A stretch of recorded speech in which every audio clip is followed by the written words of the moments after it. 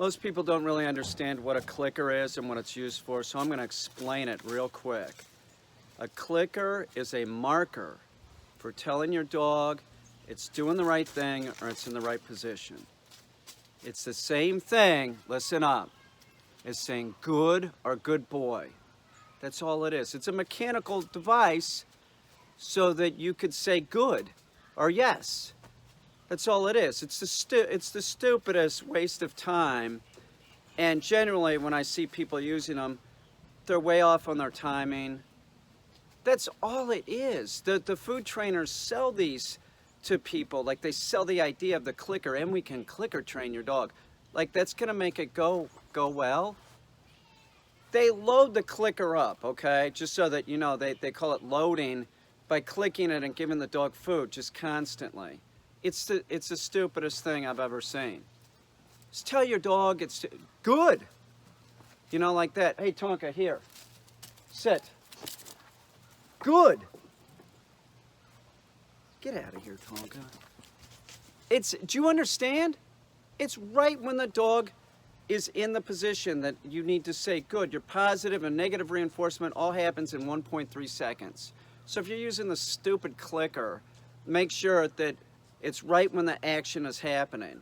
The problem being, too, is the clicker has been used to load it with the food.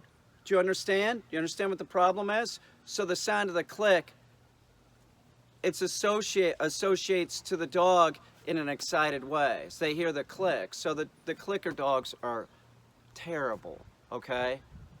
You want to train your dog, don't use food as positive reinforcement. You can just say, good boy. And if that excites the dog too much, just say good. It's just to tell the dog it's doing the proper thing and it's in the proper position. A clicker is ridiculous. That takes up your hand too. You need to use your hand, but you can't because you have the stupid clicker in it. Do you understand what clicker training is now? It's stupid. It's food training, one, and two, you're using a device to tell the dog good or good boy.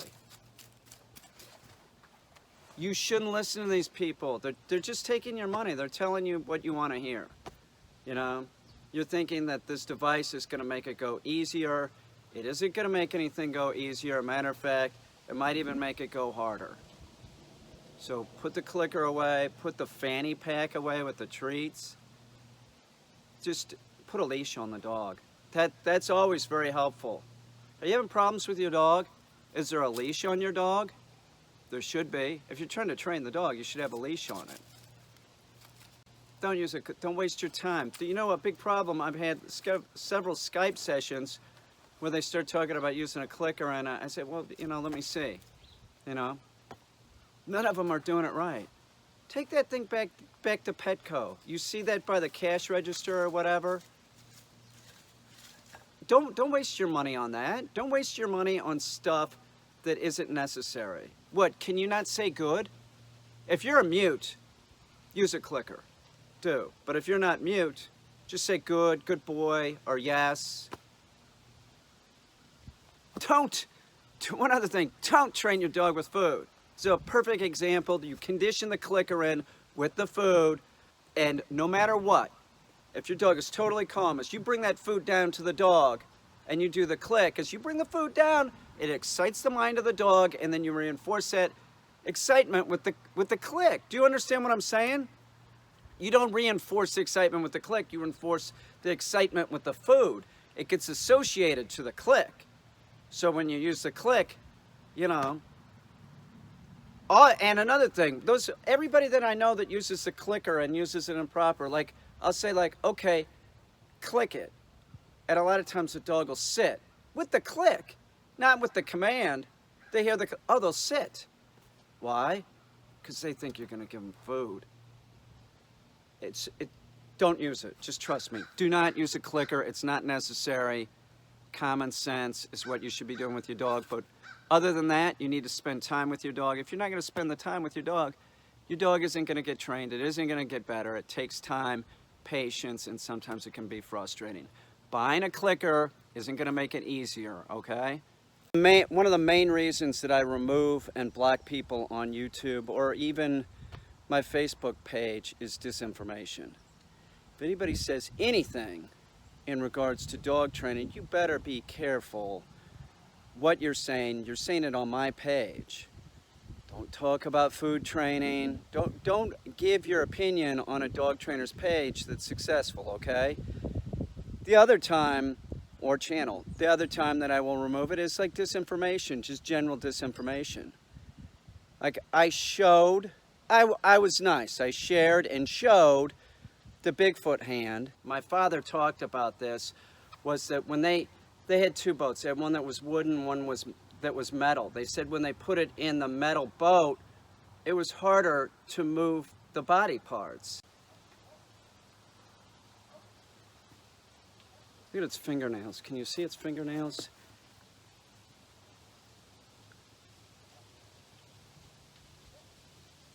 I mean, you would, listen, I'm not going to say you'd have to be an idiot to think that this isn't real. Do I look like a magician? No, I'm not. Explain this. Explain that. Completely real. How could you not think that this is real? Bigfoot is real. Sasquatch is real. This is real. And in that, I said, you know, my dad first noticed that it was hard to move in the boat, right? It was hard to move when they put the body parts in the boat, that they seemed heavier. That's when they noticed that they were magnetic. And then some guys on there going, boats are made out of aluminum. They're made out of a lot of materials. You can go right now and buy a flat bottom steel hull boat. Okay, so they're made out of a lot of materials. They're made out of multiple types of materials. They're made out of composite materials. They're made out of wood. Steel was one of the first metals that they used to produce boats. Are you out of your fucking mind? So I had to block this guy. It's just nonsense. And besides, I made it perfectly clear that the Bigfoot hand, it attracts metal. Not just ferrous metal, not just iron, not just steel. It attracts metal like that. How could you question the president of the Bigfoot community and Bigfoot Association? How could you question me? Let me tell you something about Bigfoot. He's the biggest animal we've ever seen. The biggest. It's a fact. He's the most outrageous, biggest animal in the fucking woods. Believe me. He's fantastic. He's fantastic. I wouldn't be talking about this if it wasn't true. Okay? Nobody's seen anything like this before. The amount of Bigfoot that are in this area. Nobody's ever seen anything like this. They're everywhere. There's tribes of them living up there in the woods. They come down, strongly take our farm animals, and go back up there and live their lives, eating our animals. But they come down here. They're so bigly and strongly. They take everything. Believe me. Believe me. This is the worst we've ever seen it as far as a Sasquatch community goes. This is Beaver Dams, New York. It's the largest, most fantastical size community we've ever seen. Believe me. Believe me. They're big. They're big. How big are they? See that corner on my barn? That's how big. That's 10, 12 feet. Very bigly. Some of the tin that I used in the house, most of it right now that's up is all new.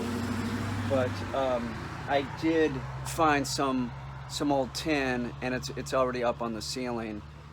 And it matches this one, it matches that one. So I'm gonna finish out the room with that pattern, and then the other tin can be used in the kitchen, maybe the bathroom in some areas. It depends. It all depends. My porch looks like a mess right now. My porch is super clean right now. This was 13 years I never touched this porch. I've done a lot to this porch. The front of my house looks so much better already. The inside, I'll probably finish the inside before I finish the outside for sure. I'm a big fan of East Lake furniture. I like an older look to things. Clean and modern's nice too, though. But I'm gonna stick with this sort of barn-looking structure that I have for a kitchen. Some of this old tin ceiling is very beautiful. I have paint remover on this, and I'm removing some of the paint. You know, it has a beautiful patina. I almost wonder if I should leave the paint on, but I won't know unless I take the paint off what it looks like underneath. With that said, I might get the paint off, see what the patina looks like, and then take something like a dead flat varnish and use it with an old battered look. That's what I'm thinking. I have a room in particular this would look great in, and that is in my kitchen, believe it or not. My kitchen sort of looks like an old barn, pretty much.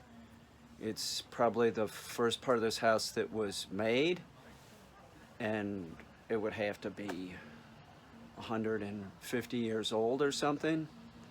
So I ripped off a lot of the paneling that was in the kitchen, and I'm going to leave it rough because there was this beautiful tongue and groove wood under there. I'll clean it up a little bit doing something, but it is going to have a real sort of rough, shabby chic look to it. I love this. I have a lot of this tin ceiling, and I have different patterns and different patinas, so I'm just going to individually work with each set of tin and sort of think of it like I'm working a painting. In other words, you work the painting, you know when it's time to stop. That's what I'm going to do. So each section of tin is going to be dealt with individually. Now, if I end up painting some of it, which I'm going to seal it with a white shellac and then paint it. That'll be for the two front rooms. But some of this stuff, I'm definitely keeping an old, battered look to it. I might wash this off in a very short time and leave some of this white on here, just to see. It's pretty hot. You can see almost like this weird kind of copper color coming through, and then you got some rust. Not really sure if I'm going to. I'm pretty sure this one is going to be left and varnished with dead flat varnish. I think I'll leave it in metal. Something like that. I'm getting the paint off and I'm painting it for sure. Because this one actually matches a modern day version of that print, and I need more of that. So here's an example of another one. Come on, man, that's beautiful. You've got to see that, like this blue, and then you have, this looks like it was caused by heat, I think. I don't know. But the patina on this is beautiful. I could see just cleaning this up a little bit and clear coating it with something like a real dead flat finish, and that's it. I'd hang that up as a painting. I'm not shitting you. I think that's gorgeous. That is really pretty stuff. It says the word strong or strongly all the time. Doesn't this bother you? Who'll say that word or either of those words? It doesn't even make sense in the context. He's just like saying it to be saying it like it's supposed to. I think it sinks into some people's brain. Oh, he's strong. He's strong. To me, friends of mine, we find it annoying, but it seems like it does work. He's got some kind of hold on people. This word strong seems to be important. I think it's similar to bigly, strongly. What other words does he use? But he says these words just to say them, like they have this meaning in the subconscious for some people. So he just keeps saying it over and over again. How many times a day does he say strong? Do you think he's strong? Is that what you think? You think he's strong? Huh. I don't think so. He's got a lot of hairspray on. His hair is very strong. It is. It's strong. It's stiff. It's stiff. It's very stiff. I was thinking about eye contact with a dog, and it's sort of this thing that's misunderstood. Like, am I supposed to have eye contact with the dog? It depends what the situation is. Just know that if you're making eye contact with the dog and the dog is excited, you might be given you might be challenging it. The dog might see you as challenging it and cause more excitement. Also, if you're causing more excitement, the act of like looking at the dog could also be positive reinforcement. You're giving the dog something. You're giving the dog attention. So know that it's not really about like you have to understand that sometimes you need to give the dog eye contact, and the dog needs to be able to make eye contact with you. If it's not looking at you, you got a problem. So they need to be able to make an eye contact with you, Tonka, right? But if they're staring at you, if they're staring at you and they're excited, that's a challenging behavior. Don't give them anything for that. Get the dog to sit. Let the dog start being compliant. Don't stare at the dog. Don't stare at the dog, and especially don't stare at the dog when it's excited. I hope this makes sense. It just seems like common sense to me that it's not really about, it's more about how does the dog make eye contact with you, and when does the dog make eye contact with you. But if you do have a dog that isn't making eye contact with you, then you have a whole nother problem. That's another sign of like disrespect. Tonka, sit. Or it's fearful of you. But something's wrong. But the dog needs to be able to make eye contact. See the way Tonka's looking at me? But he's sitting there being calm. If he was being super excited, I wouldn't be making eye contact with him. That would make it worse. And this is a dog that's hyperactive. Easy to excite, definitely. So know that by just looking at the dog, you could be given a positive reinforcement. You could also be given it a challenging behavior. You're challenging the dog. You can cause the dog to be excited. Sometimes you have to, if they're really excited, don't look at them. Ignore them. Walk away. Don't always be making eye contact with your dog, and be careful that you're not saying the wrong things to the dog. If you're looking at the dog in a real loving way and you're leaving the house and you're going to, hey, Tonka, and I'm going, hey, Tonka, I'll be right back later, okay? Don't worry about a thing. And I'm making a lot of eye contact when I'm doing that, and then I leave, you flip the dog out. That's another thing. People are like, I don't know how my dog got separation anxiety. You did it. You could not say anything and be making eye contact with the dog and it be the wrong thing to do. You need to consider it. You have to consider everything with the dog, and people don't. People don't even train the dogs. They don't. They don't want to train them. They want to have them, and they think that they're great, but then they don't do anything with them. We have 4 million dying every year. 4 million. Tonka just learned Frisbee. He's not the worst. He isn't. He isn't the worst. He's doing pretty good. Let's see if Tonka will catch a couple. Tonka, here, heel. Sometimes he just jumps in the air, Tonka, no, drop.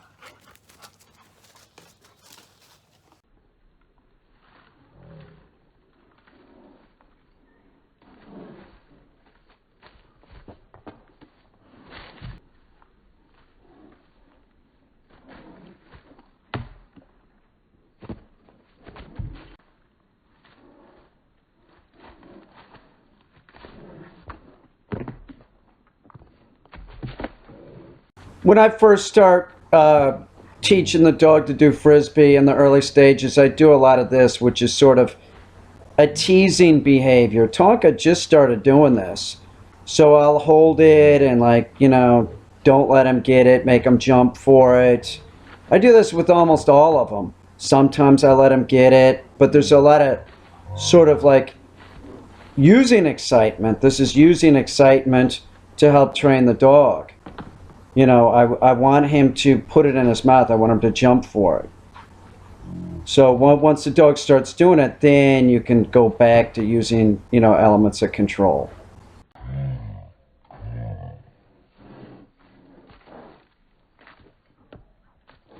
Bigfoot's one of the strongest animals on this fucking planet, even if it doesn't come down to this planet. Strongly.